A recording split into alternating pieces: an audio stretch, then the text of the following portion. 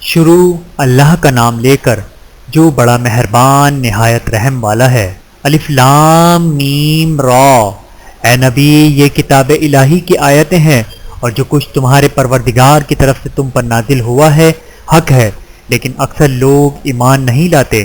اللہ وہی تو ہے جس نے ستونوں کے بغیر آسمان جیسا کہ تم دیکھتے ہو اتنے اونچے بنائے، پھر عرش پر جلوہ افروز ہوا اور سورج اور چاند کو کام میں لگا دیا، ہر ایک میعاد معین تک گردش کر رہا ہے۔ وہی دنیا کے کاموں کا انتظام کرتا ہے۔ اس طرح وہ اپنی آیتیں کھول کھول کر بیان کرتا ہے کہ تم اپنے پروردگار کے روبرو جانے کا یقین کرو۔ اور وہ وہی ہے جس نے زمین کو پھیلایا اور جس میں پہاڑ اور دریا پیدا کیے اور ہر طرح کے میووں کی دو دو قسمیں بنائیں۔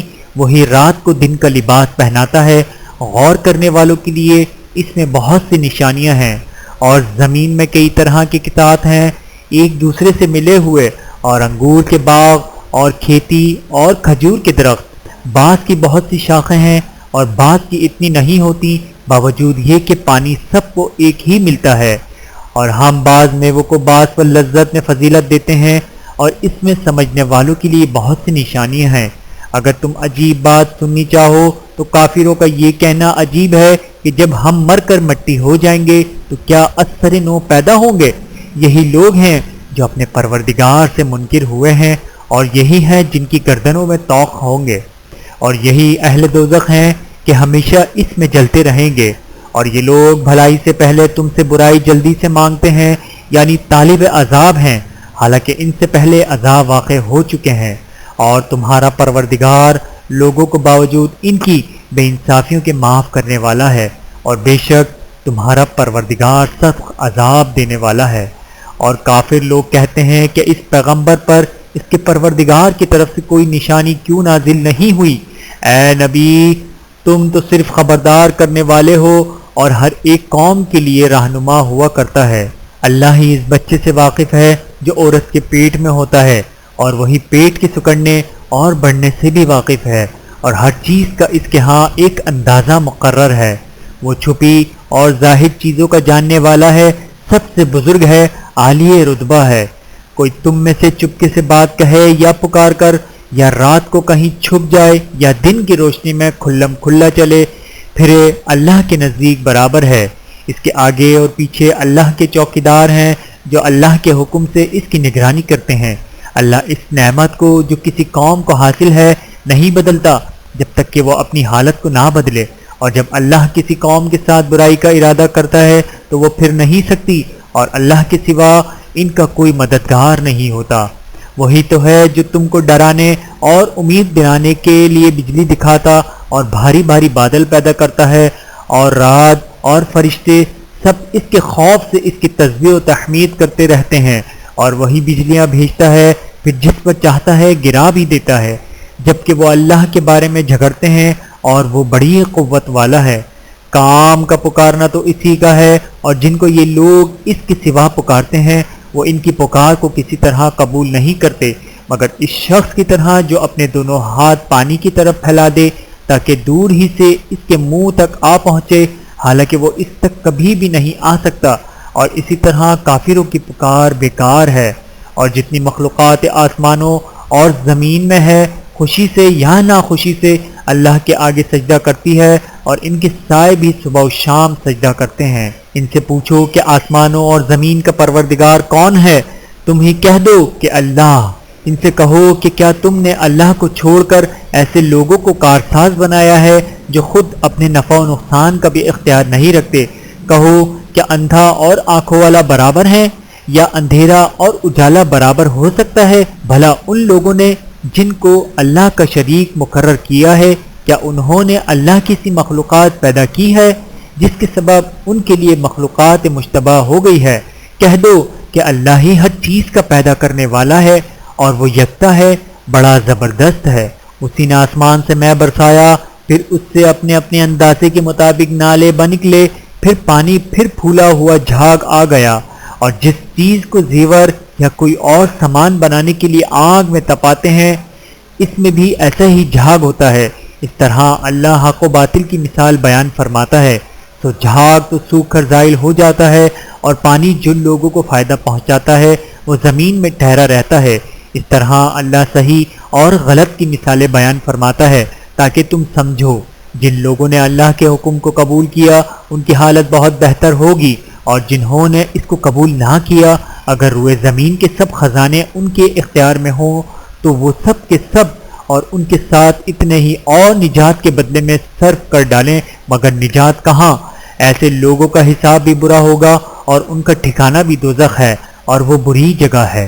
بھلا جو شخص یہ جانتا ہے کہ جو کچھ تمہارے پروردگار کی طرف سے تم پر نازل ہوا ہے حق ہے، وہ اس شخص کی طرح ہے جو اندھا ہے، اور سمجھتے تو وہی ہیں جو عقل مند ہیں، جو اللہ کے عہد کو پورا کرتے ہیں اور قول و قرار کو نہیں توڑتے، اور جن رشتوں کے جوڑے رکھنے کا اللہ نے حکم دیا ان کو جوڑے رکھتے، اور اپنے پروردگار سے ڈرتے رہتے اور برے حساب سے خوف رکھتے ہیں، اور جو اپنے پروردگار کی خوشنودی حاصل کرنے کے لیے مصائب پر صبر کرتے ہیں اور نماز پڑھتے ہیں، اور جو مال ہم نے ان کو دیا ہے اس میں سے پوشیدہ اور ظاہر خرچ کرتے ہیں، اور نیکی سے برائی کو دور کرتے ہیں، یہی لوگ ہیں جن کے لیے عاقبت کا گھر ہے، یعنی ہمیشہ رہنے کے باغات جن میں وہ داخل ہوں گے، اور ان کے باپ دادوں اور بیویوں اور اولاد میں سے جو نیکوکار ہوں گے وہ بھی بہشت میں جائیں گے، اور فرشتے بہشت کے ہر ایک دروازے سے ان کے پاس آئیں گے اور کہیں گے تم پر سلام ہو،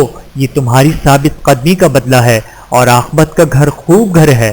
اور جو لوگ اللہ سے پختہ عہد کر کے اس کو توڑ ڈالتے اور جن رشتوں کے جوڑے رکھنے کا اللہ نے حکم دیا ہے ان کو قطع کر دیتے اور ملک میں فساد کرتے ہیں، ایسوں پر لعنت ہے اور ان کے لیے برا انجام ہے۔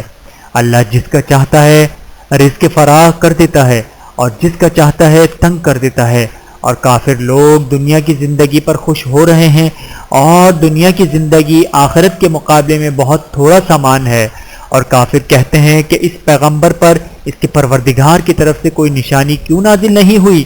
کہہ دو کہ اللہ جسے چاہتا ہے گمراہ کرتا ہے، اور جو اس کی طرف رجوع ہوتا ہے اس کو اپنی طرف کا رستہ دکھاتا ہے، یعنی ان کو جو ایمان لاتے اور جن کے دل اللہ کی یاد سے آرام پاتے ہیں، ان کو اور سن رکھو کہ اللہ کی یاد سے ہی دل آرام پاتے ہیں۔ جو لوگ ایمان لائے اور عمل نیک کیے ان کے لیے خوشحالی اور عمدہ ٹھکانہ ہے۔ جس طرح ہم پہلے پیغمبر بھیجتے رہے ہیں اسی طرح اے نبی ہم نے تم کو اس امت میں جس سے پہلے بہت سی امتیں گزر چکی ہیں بھیجا ہے، تاکہ تم ان کو وہ کتاب جو ہم نے تمہاری طرف بھیجی ہے پڑھ کر سنا دو۔ اور یہ لوگ رحمان کو نہیں مانتے، کہہ دو وہی تو میرا پروردگار ہے، اس کے سوا کوئی معبود نہیں، میں اسی پر بھروسہ رکھتا ہوں اور اسی کی طرف رجوع کرتا ہوں۔ اور اگر کوئی قرآن ایسا ہوتا کہ اس کی تاثیر سے پہاڑ چل پڑتے یا زمین پھٹ جاتی یا مردوں سے کلام کر سکتے تو کیا یہ لوگ ایمان لے آتے؟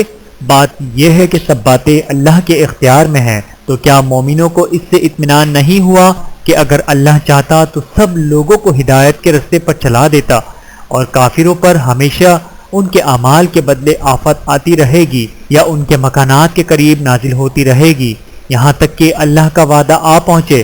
بے شک اللہ وعدہ خلاف نہیں کرتا، اور تم سے پہلے بھی رسولوں کے ساتھ تمسخر ہوتے رہے ہیں، تو میں نے کافروں کو مہلت دی، پھر میں نے ان کو پکڑ لیا، تو دیکھ لو کہ میرا عذاب کیسا رہا۔ تو کیا وہ جو ہر شخص کے اعمال کا نگراں و نگہبان ہے وہ بتوں کی طرح بے علم و بے خبر ہو سکتا ہے؟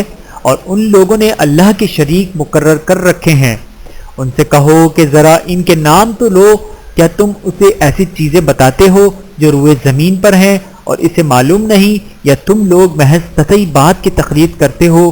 اصل یہ ہے کہ کافروں کو ان کے فریب خوبصورت معلوم ہوتے ہیں اور وہ ہدایت کے رستے سے روک لیے گئے ہیں، اور جسے اللہ گمراہ رہنے دے اسے کوئی ہدایت کرنے والا نہیں۔ ان کو دنیا کی زندگی میں بھی عذاب ہے اور آخرت کا عذاب تو بہت ہی سخت ہے، اور ان کو اللہ کے عذاب سے کوئی بھی بچانے والا نہیں۔ جس جنت کا پرہیزگاروں سے وعدہ کیا گیا ہے اس کی شان یہ ہے کہ اس کے نیچے نہریں بہہ رہی ہیں، اس کے پہل ہمیشہ باقی رہنے والے ہیں اور اس کے سائے بھی۔ یہ ان لوگوں کا انجام ہے جو متقی ہیں، اور کافروں کا انجام دوزخ ہے۔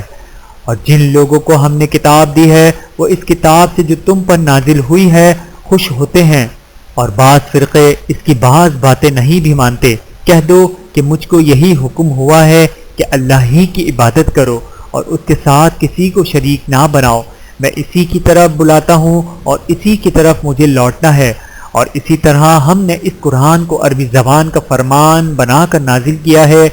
اور اگر تم علم آ جانے کے بعد ان لوگوں کے خواہشوں کے پیچھے چلو گے تو اللہ کے سامنے کوئی نہ تمہارا مددگار ہوگا اور نہ کوئی بچانے والا۔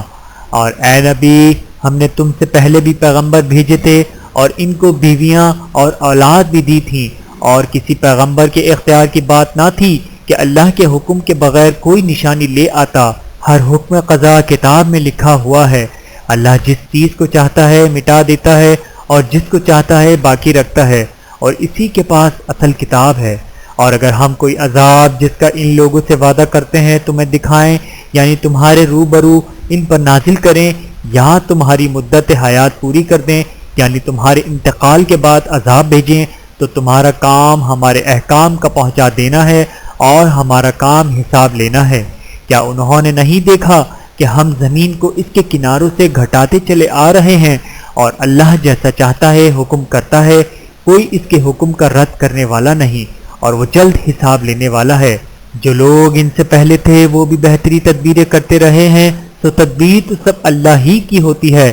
ہر شخص جو کچھ کر رہا ہے اللہ اس سے جانتا ہے، اور کافر جلد معلوم کر لیں گے کہ آخرت میں اچھا انجام کس کے لیے ہوتا ہے۔ اور کافر لوگ کہتے ہیں کہ تم پیغمبر نہیں ہو، کہہ دو کہ میرے اور تمہارے درمیان اللہ اور وہ شخص جس کے پاس کتاب آسمانی کا علم ہے بطور گواہ کافی ہے۔